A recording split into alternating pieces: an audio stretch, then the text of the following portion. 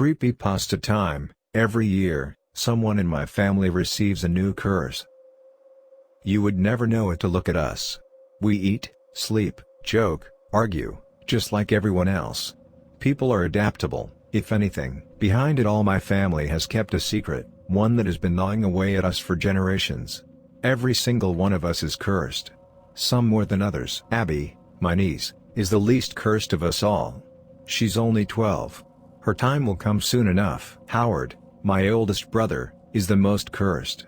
He has always been a selfless man, and me, I fall somewhere in the middle. Our curses come yearly on the 10th of December, and we get to decide who among us will take them on. That's the extent of our control. My husband begged to take my place last year, but I declined. I could never let him do that. When we met and fell in love, he had no idea what he was getting into. I told him when he proposed. It just came flooding out of me that night by the lake while he knelt on one knee, ring in hand, staring at me in shock. I told him about the curses and their rules, and how they were the reason for all of my eccentricities. If you break them, you have to be prepared to pay, and pay dearly. I told him I had considered breaking it off more than once. He wanted me anyway. I couldn't say no. Last year, as usual, the entire Adler family trickled to my parents' house on the 9th of December. Since inheriting it from my grandparents, Pi lived in their attic, only brought out to the living room when it was time. That's the name of the thing that gives us our curses. Pi. My great-great-grandpa called it that as a nickname when he was little, and it stuck. Its original name has been lost somewhere along the way. How my parents carry on day to day with it in the house, I don't know. Ollie and I made our way inside with our luggage, having arrived late due to a delayed flight. Everyone else sat quietly waiting.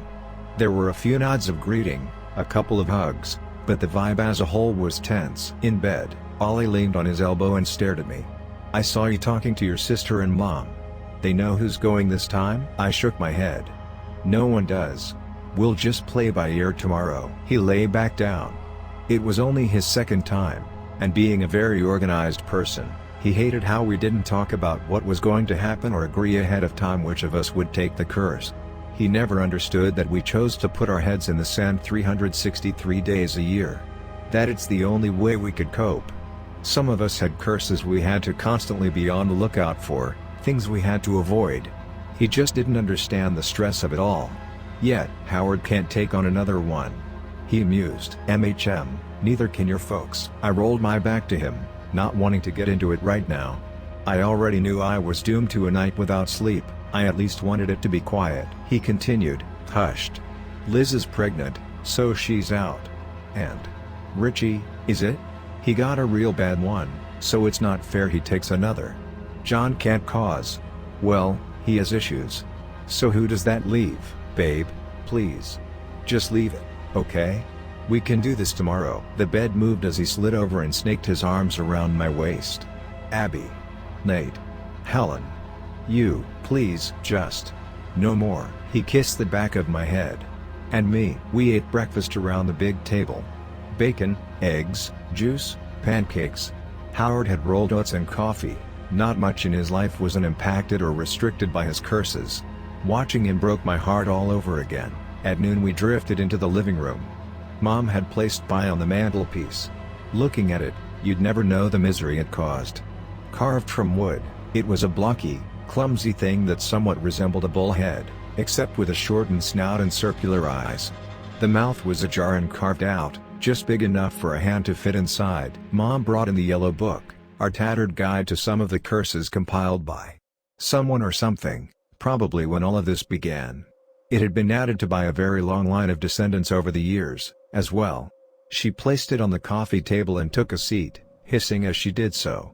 Her very last curse had not been written in the book, which left us in a scary limbo for fear of accidentally breaking a rule.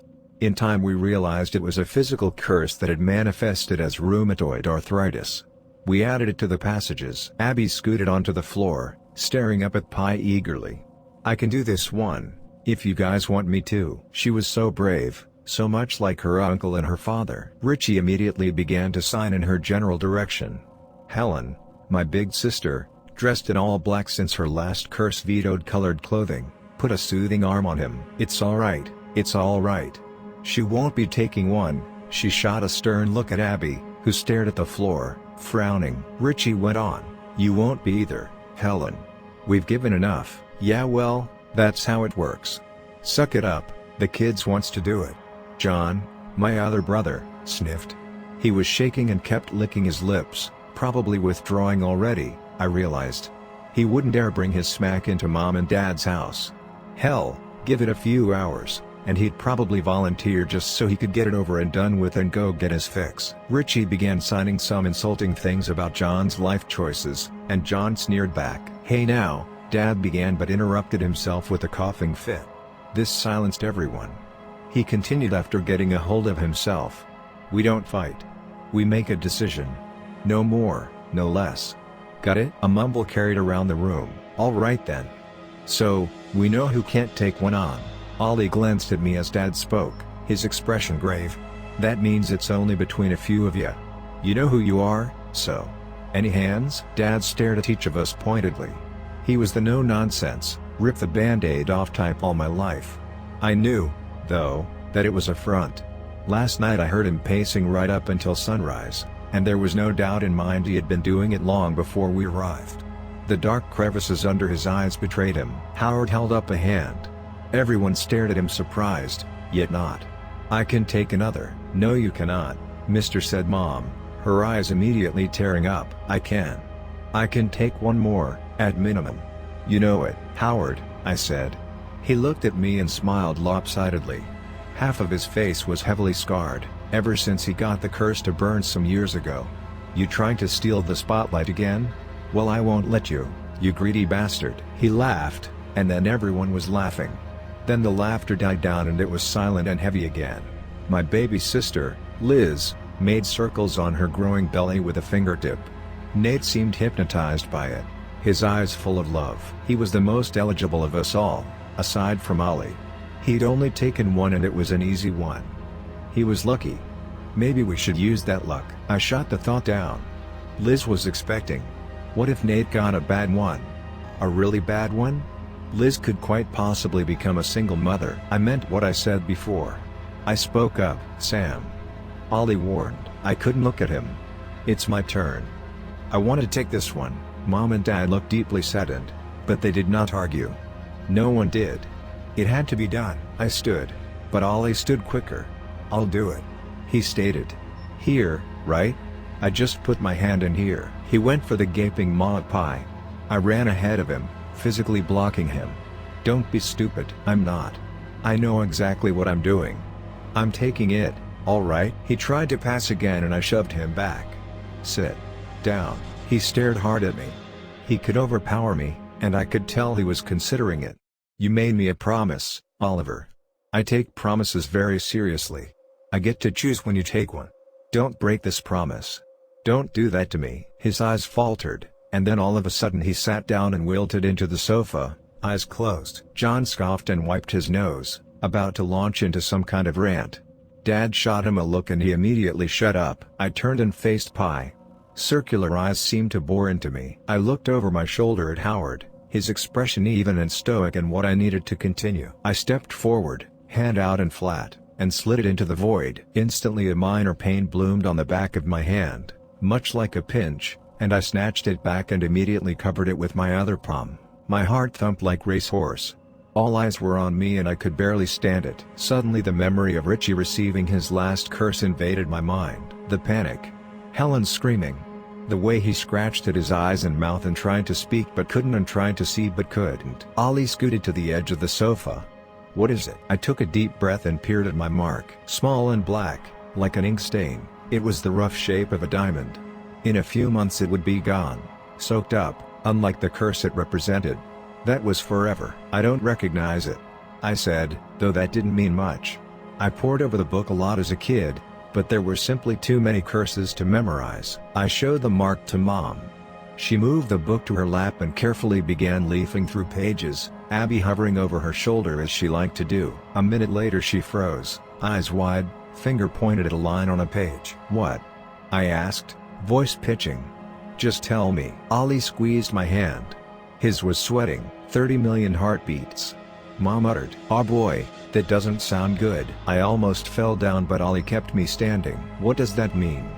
He practically shouted, "It means..." I stammered. "It means... that's what I have left." "Wait." Abby cried. She wrested the book from Mom and stared into it. Richie frantically began signing again. But Helen stopped him gently. "The shape's not right. The top's wrong. Let me see." "Wait." Abby cried. She wrested the book from Mom and stared into it.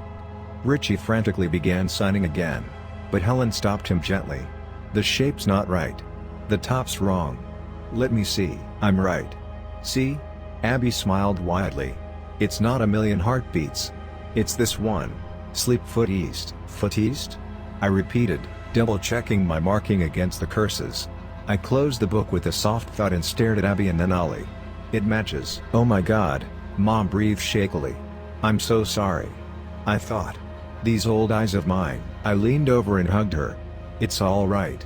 I'm very thankful for your old eyes, right now." Howard erupted into laughter. Outside, we each bid each other farewell and exchanged the usual, "Stay safe, look out for your curses." John was the first to leave, even though Mom and Dad asked him to stay the night. Then Richie, Helen, and Abby. I hugged Abby extra tight.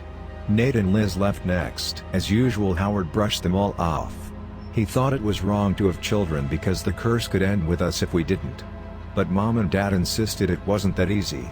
That to end the curse's lineage one way or another would have terrible consequences that reached far outside of our family. They could never go into specifics, those two seemed to have been lost to time. Howard waved out the window as the taxi cab took him away. He didn't leave his home much, too risky, and had no electricity. If I was lucky he'd reply to my letters. I said the final goodbyes to my parents. Dad had another coughing fit, and I waited with him until it was under control. "Go on. Enjoy the year as best you can," he ordered me. Ollie and I got in the car. He took my hand and ran his thumb over my mark. "I still can't believe all of this is real, sometimes." "Me either." He kissed the mark. "Guess we have a bedroom to reorientate." We exchanged warm smiles. He was just trying to cheer me up and I appreciated it, but inside I couldn't stop thinking about my curse. I always promised to be honest with Ollie, but there are some things I can't bring myself to share even now. Things like the fact that Mom wasn't wrong. Abby was.